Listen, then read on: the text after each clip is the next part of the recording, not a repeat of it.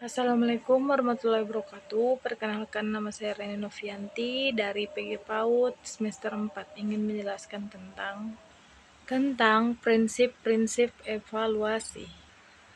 Yang dilakukan yaitu tujuan dilakukan evaluasi yaitu untuk menciptakan kegiatan belajar mengajar yang lebih baik ke depannya untuk mendapatkan hasil evaluasi yang akurat dan baik, maka evaluasi harus berhubungan dengan beberapa prinsip. Menurut Kusnurilo 2010, berikut adalah beberapa prinsip umum evaluasi yang dibagi menjadi 5, yaitu yang pertama, kontinuitas. Prinsip evaluasi yang pertama yaitu harus dilakukan secara kontinu atau berkelanjutan sehingga terlihat keberhasilan antara kegiatan sebelumnya dan setelah melakukan evaluasi. Dengan melakukan evaluasi secara kontinu, guru juga dapat melihat perkembangan peserta didik dengan melihat kemajuan hasil belajarnya. Umumnya, proses evaluasi terus dilakukan selama kegiatan pelajaran. Itu juga dilakukan agar guru sekolah bisa memberikan hasil yang lebih baik setiap masanya. Yang kedua yaitu komprehensif. Artinya evaluasi harus dilakukan secara menyeluruh untuk menilai beberapa aspek di dalamnya seperti aspek efektif, kognitif, dan psikomotorik. Peserta didik pasalnya tidak jarang beberapa gurunya hanya memperhatikan aspek kognitif atau pengetahuan siswa. Padahal seluruh aspek penilaian berperan besar dalam evaluasi pembelajaran. Sebagai guru, Anda bukan hanya dituntut untuk membuat siswa paham materi pelajaran, tetapi membentuk karakter siswa lebih baik agar menjadi manusia yang positif dan berguna bagi kedepannya. Oleh sebab itu, evaluasi yang baik harus dilakukan secara menyeluruh setelah proses belajar dan penilaian belajar siswa. Yang ketiga itu kooperatif. Umumnya, proses evaluasi pembelajaran harus dilakukan dengan berkoordinasi dengan berbagai elemen untuk mengembangkan siswa, mulai dari guru mata pelajaran, guru wali kelas, kepala sekolah, orang tua, hingga petugas administrasi. Bahkan, evaluasi juga harus melibatkan siswa itu sendiri. Hal ini bertujuan agar seluruh elemen yang terlihat dalam evaluasi pembelajaran merasa dihargai karena sudah berkontribusi langsung atau mengikuti kerjasama yang dilakukan.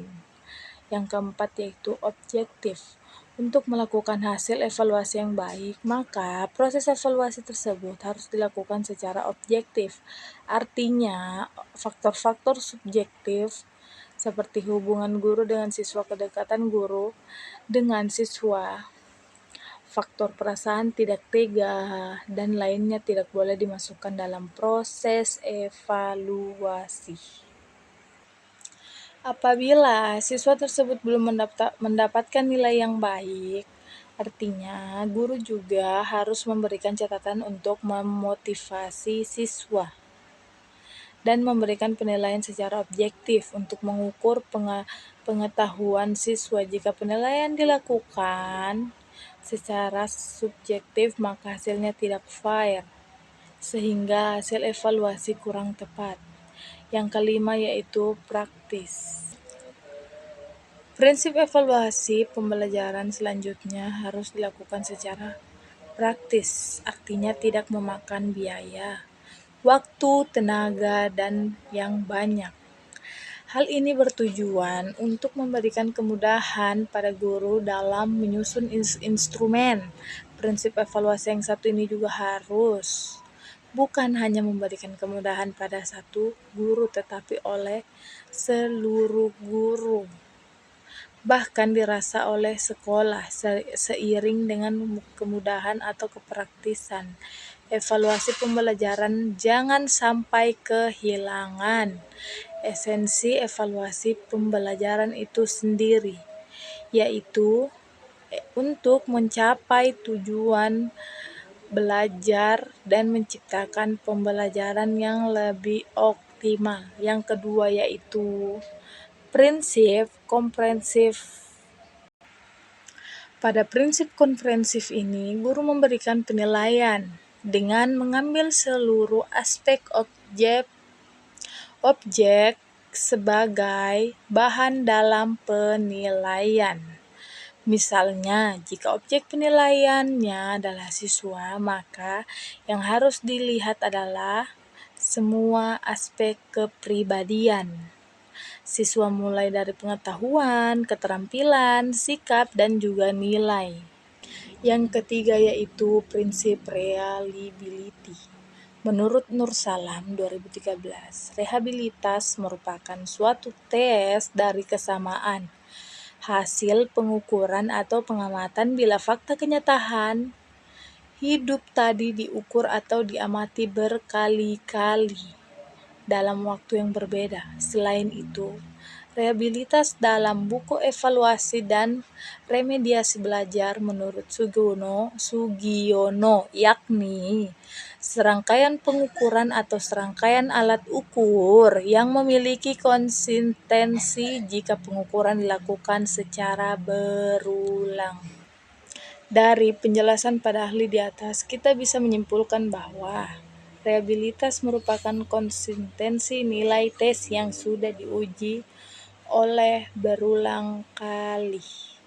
Dan yang keempat yaitu prinsip validity, yang di dalamnya evaluasi pembelajaran berhubungan erat dengan pelaksanaan tes hasil belajar. Bila dikaitkan dengan fungsi tes sebagai alat pengukur, maka di sebuah tes dilakukan atau dikatakan valid apabila tes tersebut dengan secara tepat, secara benar, secara sahih, atau secara absah dapat mengukur apa seharusnya diukur.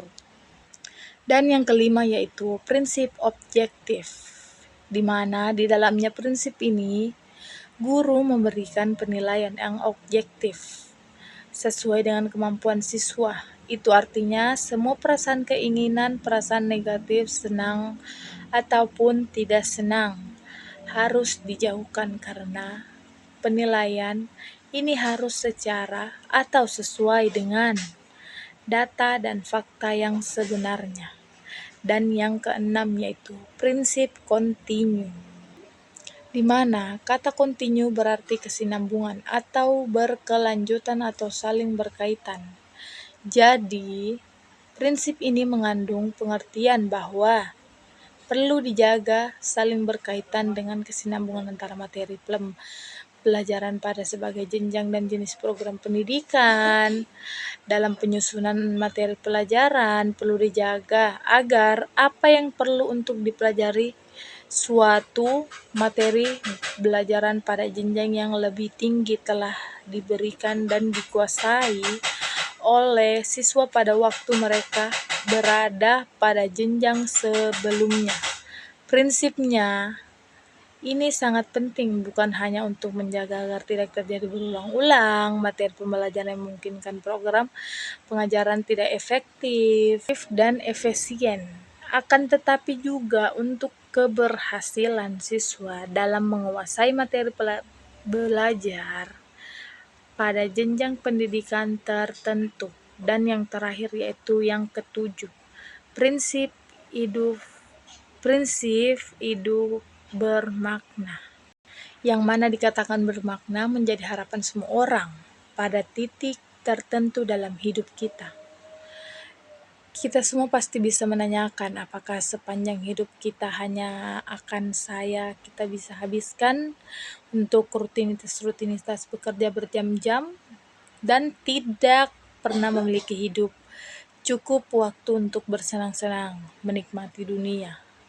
Jika Anda pernah merasa kesempatan untuk menjalani kehidupan yang memuaskan berlalu begitu saja. Anda tidak sendirian. Promosi jabatan di perusahaan pun tidak otomatis memberikan rasa bahagia yang signifikan, bahwa bisa sebaliknya, bahwa waktu kerja yang semakin panjang berdampak waktu untuk berkeluarga dan waktu luang yang terbatas untuk sekedar rekreasi, menikmati lebih payah, jerih payah olahraga ataupun sekedar berburu kuliner nikmat menjadi suatu hal yang akan semakin sulit dilakukan karena semakin panjangnya jam kerja dan semakin tingginya tekanan pekerjaan. Sekian dari saya, Reni Novianti. Wassalamualaikum warahmatullahi wabarakatuh.